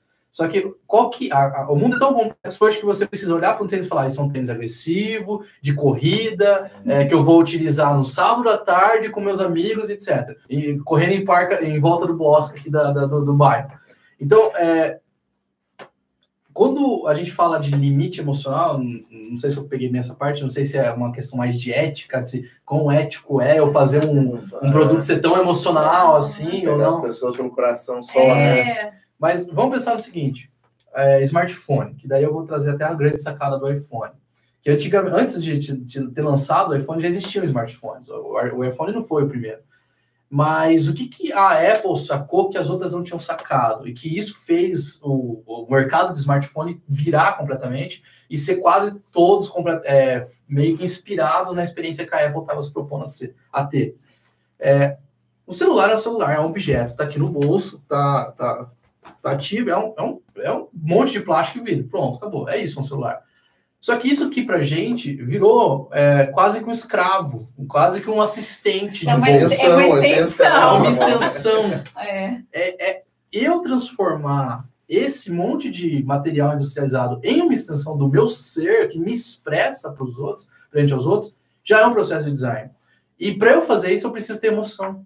Eu preciso ter uma relação emocional com isso. Porque você olha para uma coisa qualquer e se você não sente nada, se você não tem uma reação psicológica emotiva, você simplesmente não se apega àquilo, você ignora, não que não exista para você simplesmente ignora, você pensa no seu caminho do trabalho, você vai trabalhar, a primeira vez que você fez o caminho, você viu 1000 coisas novas, tudo isso despertou emoções em você. Agora hoje, 10 mil vezes depois, você nem vê isso, porque aquilo já é tão batido que você não se abre, ou melhor, você não se atenta às emoções que aquelas coisas estão dispostas a te trazer.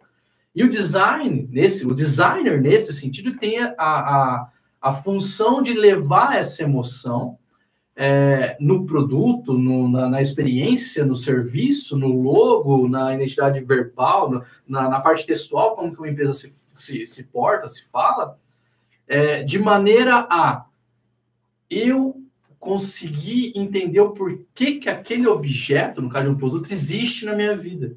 Como que eu vou me relacionar com ele. Por isso que a gente fala muito de simplicidade. Não é porque tem que ser tudo igual a Apple. Não. É porque quanto menos ruído de informação tem em alguma coisa, mais claro, eu consigo me conectar, mais claro é o que aquilo quer trazer para mim. E aí eu consigo me conectar mais facilmente com aquilo. Então, toda conexão de um design, ele é emocional. Então, teoricamente, não existem limites nesse sentido. Ou melhor, eu colocaria de outra forma. Um design, resultado de um produto de design, de um processo de design, que não desperta emoção, ele falha. Ele é um produto falho. Ele não consegue se conectar com pessoas. E todo resultado de um processo de design deve, por natureza, se conectar com pessoas. Tem que ser centrado no ser humano, né? Não tem como você esquecer das pessoas, isso é impossível. A Annelise até comentou assim que era isso mesmo, né? Ela fala assim, a pergunta dela é onde ela deixa de atingir resultados positivos nesse apelo emocional e onde começa a ser até inadequado, desligante ou até não ético, que ela falou. Você acha que esse limite... Nossa, daí eu não vou estender. Eu vou finalizar. Leandro, eu vou até agradecer a sua participação. Eu vou contar, inclusive, a Aline para vir contribuir com isso. Acho que todo mundo acabou já respondendo sobre isso, e daí a gente... Pessoal, foi muito bom estar aqui com vocês. A Aline, então, entra agora. Qualquer dúvida sobre gamificação está disponível, pessoal. Fiquem à vontade. Só vou finalizar esse pepino todo com um livro. Um livro do ano passado, inclusive, da Ellen Lupton, talvez a principal autora de livros da atualidade sobre design. Design is Storytelling. Não sei se tem tradução, mas ela basicamente fala sobre isso, tá? Quando eu falei dessas conexões emocionais, qual que é a história que aquele produto tem para me contar? Porque aí, quando a gente fala de parte mais antropológica, a gente vai estudar que o ser humano ele se conecta com histórias, que o ser humano ele é construído de histórias, a gente é projetado para isso, nosso cérebro é treinado nisso. E o produto ele precisa transmitir aquela história do porquê que eu existo, né? Isso é uma história propriamente dita. Então, essa talvez seja uma ótima leitura para você se aprofundar nesse ponto, Annelise. Bom, acho que é bem isso. Interessante, olha, deu uma indicação. Eu acho que, assim, bem resumidamente, se eu fosse falar sobre isso, eu ia dizer assim, ó, que é complicado, entra no debate ético, mas eu acho que, assim, o design emocional, eu acho que a gente só não pode chegar ao ponto de prometer algo que a gente não consiga cumprir, porque a gente mexe com as emoções e normalmente prometendo algo, relacionando com alguma coisa, mas o limite do que você está, do resultado final que você está se propondo a oferecer, ele realmente você não pode prometer nada que você não pode cumprir. Sim. Que o seu produto entregue e depois não vai poder cumprir isso para o usuário, né? Final, eu acho que se a gente pensar, eu pensando bem resumidamente sobre isso, acho que esse seria o único limite. Fora isso, eu não consigo ver como design emocional. E se a gente volta para interiores e para moda, falar de design emocional é muito fácil aplicar para produto também, na verdade, né? Mas é que para interior, como é a minha fica, porque assim é tendência, inclusive, de uso. As pessoas estão buscando mais isso. Então a gente consegue pensar muito em trabalhar emocional, trabalhar com lembranças, com esse resgate, mas não prometendo, porque você pode prometer com uma roupa você pode prometer, bem simplesmente falando assim, que você está resgatando o uso das rendas que remetem lá à sua avó, que vai fazer lembrança da sua avó, mas você não vai poder prometer que ela vai sentir o abraço da avó vestindo o vestido, né? Então, assim, o limite é até o que você pode oferecer, garantir que ele vai encontrar com aquele produto quando a gente fala de emoção. Mas quem sabe, olha aí um conteúdo que dá para debater bastante, mas vale a leitura, tem muito pano. Só complementar, assim. Perfeito, né? Acho bom. Se apresenta aí. Senão eu acabar esquecendo. Eu sou a Aline, então eu sou sócia do Renan, no Vermelho Panda Design mais Brand. Sou formada também em design e também em letras. Então, caso vocês tenham alguma dúvida em relação a nome de marca ou a expressão verbal de marca, identidade verbal, etc., pode digitar, pode mandar, etc., que é a minha especialidade principal lá no escritório, né? A gente trabalha muito com marketing e tal. Mas essa questão até onde é ético o design emocional, pelo que eu entendi, a Annelise, né? Que a Annelise falou. Isso.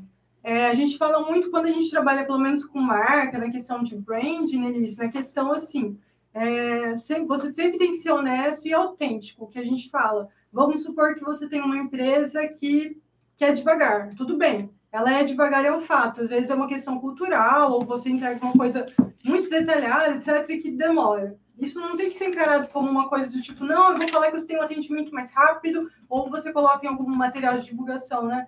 Tem um atendimento mais rápido da cidade, não é verdadeiro. Então, o que a gente sempre aconselha é, olhe coisas que são verdadeiras na sua marca. Eu dei um exemplo muito simplista, muito simples, mas enfim. Olha, por exemplo, sua empresa é devagar, tem um atendimento devagar, mas isso interfere no resultado, na qualidade final? Não. Então, olha isso como uma coisa positiva. Quer dizer que ela está atenta aos detalhes, por isso que ela é devagar. Se isso for verdadeiro, use isso a favor de você e da sua marca.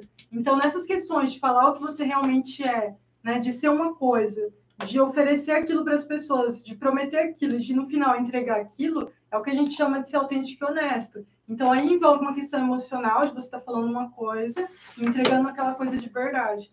Então, aí seria a questão ética, o que a gente fala, de não mentir em nenhum momento. Mentira tem perna curta, etc. Seja para marca, seja para produto, você tem que ser muito honesto e realmente prometer entregar o que você fala. Bom. Essa rendeu. Essa pergunta vai ser mais vídeos disso. Olha, apareceu mais de uma vez aqui sobre e-commerce. Na verdade, em geral, resumindo assim, a dúvida é sobre, cabe também um design, ou design ou um designer num e-commerce? Caramba, tá. Assim, aí até assim, olha, só para alguém ainda fala assim, ó, isso engloba, tem foto, layout, algum macetinho além disso? Teve uma outra que falou sobre também, posso usar o design, quais redes posso, enfim, sobre o e-commerce em específico. Eu vou pegar o campo da Aline, que eu também trabalho bastante com design thinking, e eu vou jogar ele no branding, que é a nossa abordagem. Como que eu...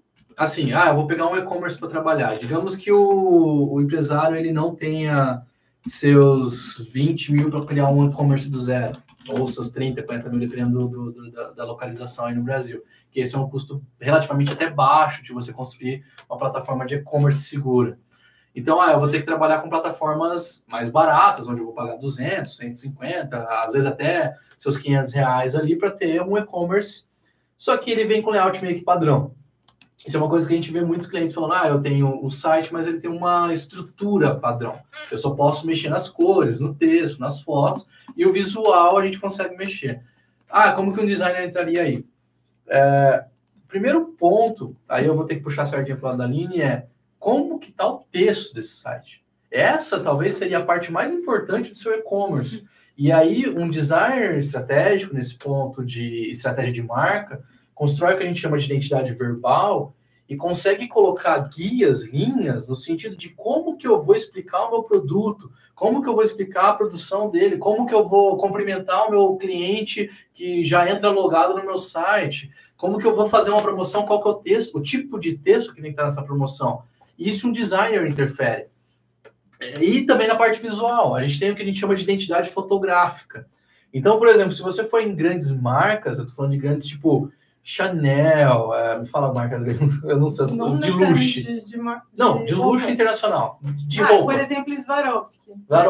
Swarovski. Hermès, produtos da Hermès lá, aquela super chique. Se você olhar uma foto de qualquer produto delas, dessas marcas, em qualquer seção do site, em qualquer tipo de, qualquer faixa de preço, vai ter uma identidade fotográfica. Você vai saber que é a mesma loja que você está entrando. Não é tipo, não dizendo mal o Mercado Livre, mas você entra no Mercado Livre e cada foto é de um jeito, é tudo uma zona. Eles padronizaram. O rebrand do Mercado Livre foi bem legal, porque eles padronizaram todas as fotos dos vendedores. Antigamente não era padronizado. E agora é tudo padronizado com fundo branco. E aí, se você quiser colocar um vídeo, você coloca, e por aí vai. Mas ainda assim, tem produto que é tirado com flash, tem produto que é tirado sem flash. O fundo branco, às vezes, é um recorte no Photoshop mal feito, às vezes é o fundo branco da foto, você vê a sombra do produto. Todas esses nuances, mas isso é uma coisa tão simples. Tá, esse é tão boba, mas olha que todas as fotos entram em harmonia. E o seu cérebro, o cérebro do cliente que entra no e-commerce não precisa ficar digerindo todas aquelas informações adicionais, você consegue trazer valor da sua marca naquela foto, valorizando algumas cores, valorizando alguns ângulos. Então, por exemplo, em marcas que são mais luxuosas, os produtos são menores, parecem mais distantes, mais difíceis de se obter. Agora, em lojas mais populares, o negócio é grandão, porque a pessoa quer ver o detalhe, por aí vai. Não que você não consiga ver os detalhes, mas não é o foco daqueles produtos logo de cara. Então, toda essa experiência na jornada do e-commerce, ela é projetada por um designer. Então, mas, cara, eu não consigo mexer na estrutura. Mas você não precisa mexer na estrutura daquilo para criar uma jornada de consumo boa, otimizada, melhor dizendo, né?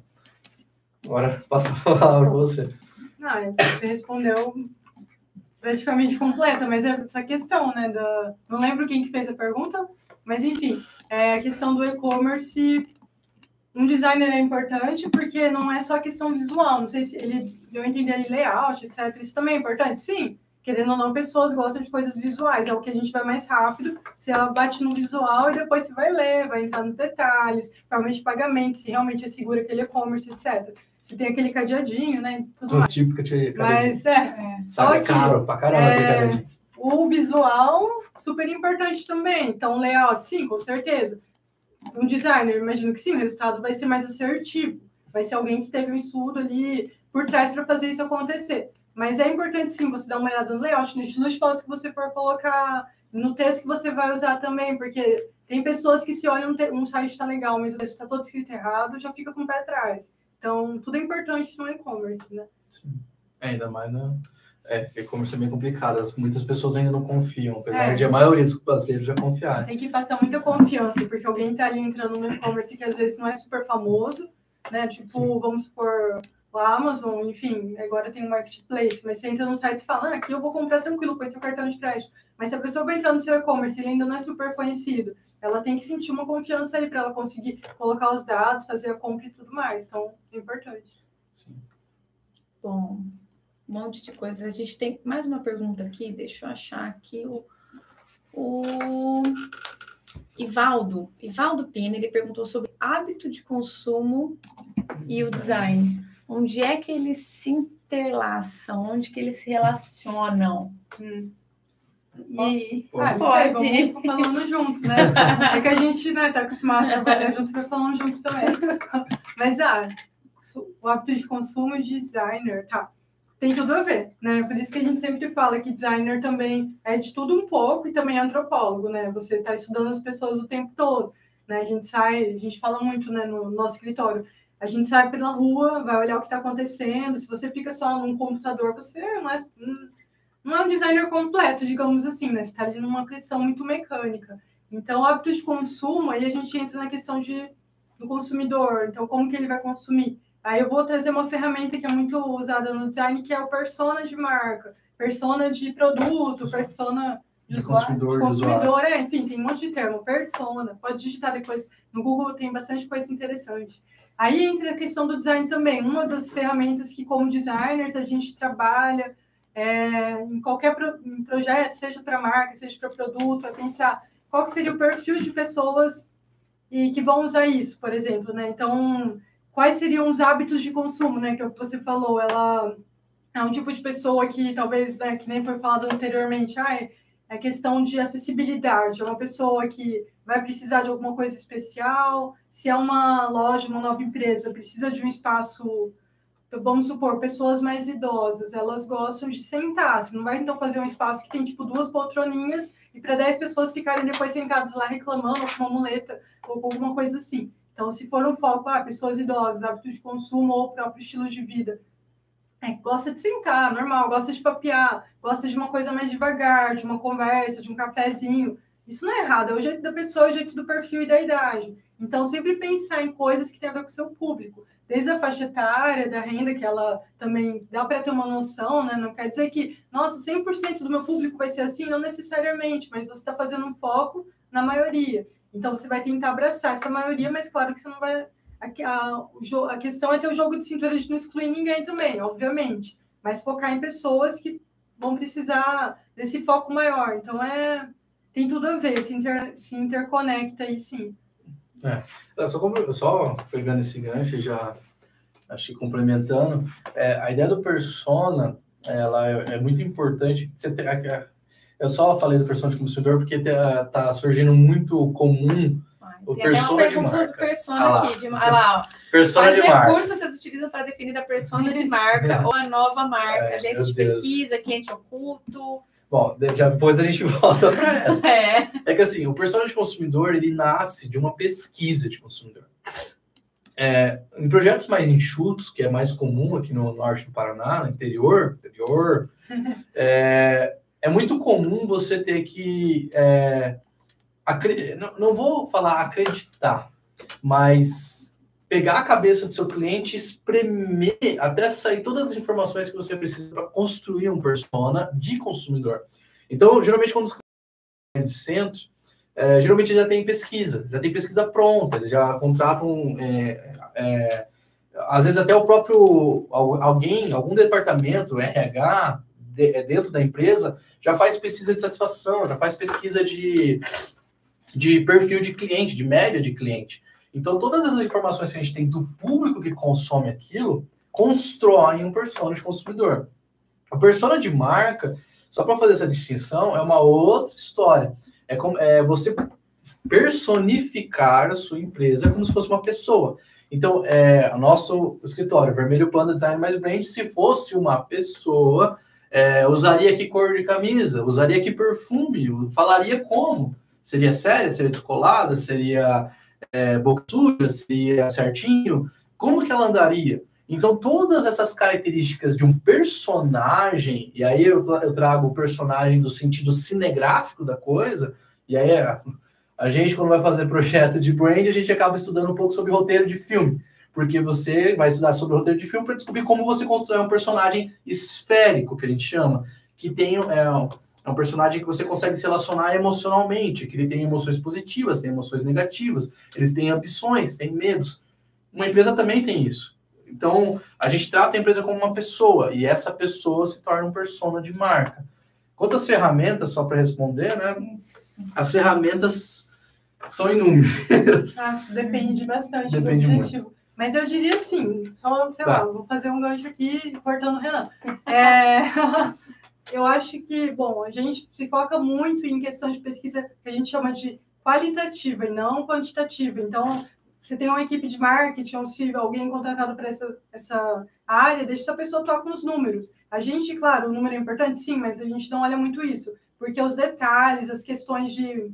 Tudo que for mais enriquecedor no projeto, geralmente está em detalhes que são falados quando você pergunta para alguém e essa pessoa começa a te contar uma história, e ali seu ouvido, como designer, já vai captar aquilo e falar, opa, isso é legal. E para a pessoa, às vezes, ela falou como uma banalidade, uma coisa bobona, não... E você falou, é um detalhe super importante. Então, essas pesquisas qualitativas que a gente fala, que é quando a gente consegue coletar frases longas da pessoa, o que ela realmente acha daquilo, o que ela realmente sentiu tendo contato com aquela marca, isso é muito enriquecedor. Muito mais do que ter número. Número é importante, sim, mas depende, tem momentos, né? O momento do qualitativo, né? Que é a questão de ter mais esses detalhes, não só no número, é muito importante. Tem um designer do Reino Unido, não lembro o nome dele agora, mas ele fez o rebrand do MailChimp alguns anos atrás. Um baita no design.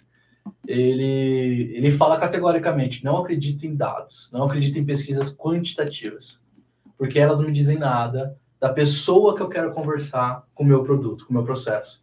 Então, lógico, é uma versão muito mais extrema, talvez num grande polo como Londres, acho que é o escritório dele, ele consiga fazer isso com projetos enormes, mas no nosso caso, a gente mistura os dados quantitativos com uma base. E aí o qualitativo vem quando eu vou conversar com o vendedor, quando eu vou conversar com o representante que está lá na rua sujando a gola branca de amarelo, né? É igual a gente tinha um cliente que era 40 pessoas no escritório, tudo tranquilo em ar-condicionado, e outros 200 representantes do Brasil inteiro vendendo. Tá, esses caras têm uma visão muito boa? Tem, mas a gente precisa também daquela visão lá do cara da ponta. E aí, o cara da ponta, ele consegue falar, cara, tem um determinado tipo de cliente que eu não consigo vender e ele é assim, assim, assado. Às vezes, esse cara chato, que na vida dele é uma pedra no sapato, o designer consegue resolver a experiência de venda esse tipo de cliente, não ficar tão fechado no processo de venda. Pode ser bem abstrato, né? Mas a ideia é, literalmente, a soma de todas as histórias que você conseguir coletar, essa soma ela é muito rica e ela diz muito mais sobre a empresa do que dados, do que números. E quando você consegue pegar essas histórias, essa soma, essa cultura toda e personificar ou tangibilizar ela de maneira a ser uma estratégia de marca, a ser uma identidade visual, uma identidade verbal, a uma expressão de marca em qualquer senso, em qualquer sentido da pessoa, isso cria conexões emocionais muito fortes. Bom, mudando aí... Olha, na verdade, mudando bastante, mas é que eu vou aproveitar o gancho da Aline para a gente encaminhar para finalmente, sim, assim, porque a gente já está assim. A Flávia, ela perguntou sobre questão textual.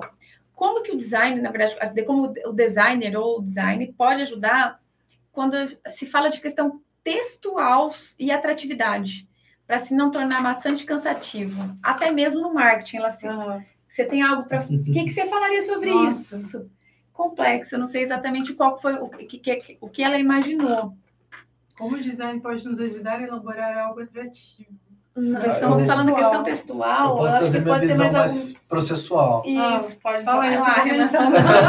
É que a Aline, ela veio da letras e ela está acostumada a executar de uma maneira bem poética, assim, digamos. Eu, como vim do design de produto, na casa da minha graduação, a minha graduação me habilitou muito em caso de processo, e isso foi o que me foquei. Então, hoje eu sou gerente de projetos lá escritório, e a minha função basicamente é melhorar os processos todos. Quando eu idealizo um processo de uma identidade verbal, que acho que ajudaria aí nessa questão dessa pergunta, qual que é o nosso papel nesse caso? Eu vou ter que pegar um pouquinho antes. Toda empresa tem aquela personalidade única, tem toda a essência, o propósito dela. Quando a gente está trabalhando um diagnóstico dentro de uma marca, a gente precisa ter isso em mãos. Não precisa ser o propósito propriamente dito, uma coisa muito bem estruturada, mas a gente tem que ter a gente tem que entender o porquê que aquela empresa existe, por que ela é diferente dos concorrentes, digamos assim. E isso tem que ser uma verdade absoluta para todo mundo que se envolve com aquela empresa. Geralmente isso é verdade para a cúpula administrativa da empresa. Para os colaboradores, não muito. E para o cliente final, nada. Ele nem sabe disso, porque isso não escorre, isso não escoa culturalmente na empresa. Isso é uma cultura não falada. Então, o nosso papel nesse ponto é pegar essa cultura não falada e transformar numa coisa falada e escrita. E aí vem uma estratégia de marca no lado mais emocional da coisa. No caso da identidade verbal, que é o que a gente produz para ajudar empresas de comunicação e setores de comunicação dos nossos clientes, é pegar essa essência toda, desconstruir ela em diversas peças textuais, onde a gente identifica quais palavras reforçam mais as minhas crenças perante a sociedade, quais palavras reforçam mais os valores positivos da empresa e quais reforçam os valores negativos, quais que eu tenho que evitar. Quais temas de conteúdo estão envolvidos no meu universo. Então, o meu universo, a gente identifica no diagnóstico um universo de marca, digamos assim. Esse universo é bem vasto. Quais são as principais áreas desse universo? A gente começa a elencar isso. E a gente processualiza isso no manual. E a gente entrega um manual de identidade verbal para o cliente. E aí esse manual tem manifesto de marca, que é uma coisa... Inclusive, o nosso blog tem um post de manifesto de marca. Inúmeras coisas, né? Eu acho, assim, que o Renan já respondeu de novo tudo. Mas fala da parte de executar. Mas é que eu não sei se você tem uma empresa, se você é redatora ou designer, enfim, mas isso ajudaria um pouco para eu entender onde você quis chegar com a pergunta. Pensa no empresário. Mas eu vou partir, então, desse pressuposto. Você tem uma marca e você quer saber como escrever bem para expressar a sua marca, como é que o design entra aí, né? Tem a ver com o que eu faço realmente pela questão de texto, que eu vim da letras, etc. Depois fiz design, então eu tenho essa visão agora. Mas que nem o Renan comentou, eu sempre vou para um lado, assim, bem multidisciplinar, diria, porque quando eu vou escrever, mas é uma coisa daí muito pessoal, sabe? Eu acho que tem outras pessoas que escrevem, eu já vi muitos trabalhos de outras pessoas de São Paulo, etc., que trabalham com identidade verbal, o foco é um pouco diferente. O meu foco, como eu vim das letras, né, antes, é muito literário, então eu diria referências que são interessantes e enriquecedoras. Eu não fico focada só em livros de negócio, eu leio de tudo. Eu acho que isso, para qualquer pessoa que escreve, falando agora como alguém que está fazendo a mão na massa ali da escrita, é essencial. É você ter essa questão da essência da sua marca, por que você existe no mercado, essencial, é importante. E depois ter coisas estratégicas, e aí sim ir para essa produção mais criativa, onde vou trazer referências de fora, coisas que inspiram a minha vida, mas que também podem inspirar a marca. Porque é essencial também sempre alinhar com o que a marca é. Não adianta eu falar, nossa, eu amo escrever poesia, e é uma marca super cervejaria, focada em homens, etc. Ali não vai caber, entendeu? Mas talvez uma questão de uma metáfora ali, uma ideia que não seja tão óbvia, que eu mexo com uma coisa mais inteligente, vai ter tudo a ver. Então é essencial a gente sempre alinhando, né? O que a sua marca faz, o que ela é e como é que seria a voz dela. Essa questão da persona, por mais que pareça batido porque virou um jargão que todo mundo fala, mas é muito importante. Porque, assim, se você sabe que a sua marca seria uma pessoa específica, como é que essa pessoa escreveria? Como é que ela falaria? Seja por telefone, no e-mail, ou atendendo algum cliente, ou num post de mídias sociais. Ela iria mandar, tipo, uma gíria, uma coisa abreviada ali, uma carinha, ou será que ela seria mais séria? De vez em quando um smile. No nível mais avançado, como é que seria um diálogo do persona da sua marca com o persona do seu consumidor? Olha, eu até sugeri aqui, até respondi que o bate-papo sobre persona, a gente falar sobre persona vai gerar um vídeo extra, porque sim, a gente pode falar mais sobre isso, que acho que é de interesse de todos os lados aqui. Sim. E, pessoal, a gente vai encerrar, né? A gente passou um pouquinho, quase o dobro do tempo previsto, mas a gente já imaginava que isso ia acontecer, mas acredito que o pessoal lá de casa gostou bastante, a gente está tendo bastante. E como a gente já falou, várias dúvidas já selecionamos, a gente vai gravar para alguns de vocês, eu até sinalizei já no chat, que a gente vai estar fazendo vídeos. Procurem nas redes sociais Design Maringá, Instagram e Facebook. E lá a gente vai postar, compartilhar mais conteúdos aí que surgiram sobre dúvidas e também propor, de repente, novos webinars, que eu acho que o webinar permite os chats, né? Que nem sempre as postagens. Mas o que já tem de pergunta a gente vai produzir e com certeza tem temas, a gente vai fazer recortes para novos webinars. Com certeza, a gente chama falar, então deu tudo. Só um detalhe, todo mundo que participou é professor, né? Daí, ó, então, já começa aí. Um detalhe. Bom, eu acho que só o Thiago que não, né? Thiago dá? Não. Mas tem jeito. Mas já gostamos aí. E para o pessoal, daí eu não posso deixar de falar, né? Para o pessoal que é nossos alunos aí, a gente vai se ver, então, já conhecem o Renan, logo vão conhecer a Aline, para os alunos do segundo ano. E para os demais, das outras áreas, dos outros cursos, sejam bem-vindos, a gente vai estar sempre compartilhando aí conteúdos que são comuns e afins da área do design geral. Acho que é isso que a gente tem que defender, essa compartilhamento de informações e até uma próxima, né? Sim, obrigadão, pessoal, valeu, boa noite. Só posso fazer um comentário? Claro! Aqui tem uma pessoa perguntando como é que pode acompanhar vocês, né? Isso! A Larissa falou, mas só enfatizar, gente, Instagram e o Facebook, que é a nossa cidade, e a gente vai estar lá, pode mandar recado, mensagem, a gente vai pôr novos eventos, né? Isso, então, perfeito. Teve uma ideia ali de mandar no e-mail os links, a gente vai mandar sim. Tá, isso. Olha, os certificados a gente vai sinalizar via e-mail quando eles estiverem prontos, tá? Vocês vão estar... Tem que responder o link que está no chat, tá? Tem que acessar e cadastrar lá rapidinho, daí vocês vão receber os certificados. Certo? Beleza. Tchau, tchau, pessoal. Boa noite. Tchau. Até a próxima. Tchau, tchau.